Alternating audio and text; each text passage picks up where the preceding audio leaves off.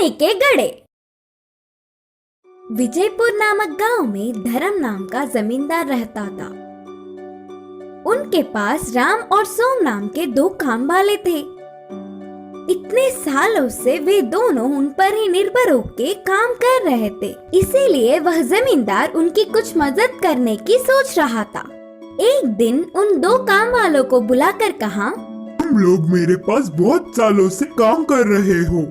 मैं अपने अपने पैरों पर खड़ा होते देख तुम्हारे बच्चे खुश होंगे, इसीलिए हमारे गांव की दक्षिण दिशा की खाली जमीन को तुम्हें दे रहा हूँ। तुम लोगों से जितना हो सके उतना लेकर खेती कर लो। इधर के पेड़ों और पत्थरों को हटाने में तो थोड़ा समय लग ही जाएगा, इसीलिए 5 साल तक तुम्हारा कर्ज भी माफ कर रहा हूँ। बोलकर जमींदार ने कहा। जमींदार के बातों से दोनों काम वाले बहुत खुश हुए और तुरंत गांव से दूर उस खाली जमीन में जाकर आजू बाजू में दोनों ही 2-2 गज की जमीन ले लिए।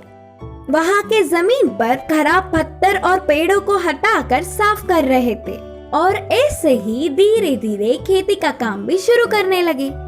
एक दिन राम अपने जमीन की खुदाई कर रहा था, तब अचानक उसे एक आवाज से उसके हल को कुछ लगा और उसे बाहर निकालने पर वह सोने के 2 घड़े थे। उनमें बहुत सारे सोने के जेवर भी थे। बाजू के खेत में काम कर रहे सोम को बुलाकर पूरी बात बताया। तब तुरंत सोम ने कुछ सोचकर कहा, अरे राम, हमारे इतने सालों का मेहनत का प्रतिफल अब मिल रहा है। इसे हम दोनों मिलकर बांट के खुशी जीवन बिताएंगे। उसके लिए राम नहीं माना और कहा, ऐसे क्यों बोल रहे हो सोम? ये जमीन जमींदार जी की है। इधर मेरी हर चीज पर उनका अधिकार है। ले जाकर उन्हें ही दे देंगे। पागल लगते हो। इन सोने के घड़ों के बारे में किसी भी नहीं पता, इसीलिए हम ही ले लेंगे। बोलकर सोम ने कहा, ठीक है, फिर आज रात तक सोच कर बताऊंगा। बोलकर उन्हें घर ले गया राम। राम पूरी रात बहुत सोचकर सुबह ही जमींदार के पास जाकर उन कीमती जेवरों को देकर खेत की ओर चल पड़ा।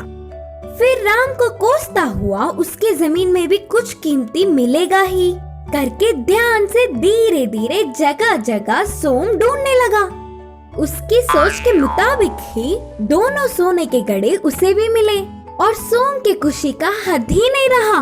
बाजू के खेत के राम को यह बात पता ना चले, इसका ध्यान रखा और उन्हें घर ले जाकर छुपा दिया। वह पूरी रात सोम को नींद ही नहीं आई। अगले दिन सुबह ही बिना किसी को खबर पड़े शहर जाकर उन जेवरों को एक बड़े सेठ को दिखाकर और वह सेठ ने उन जेवरों की जांच करके नकली है बोलकर नक्की कर दिया।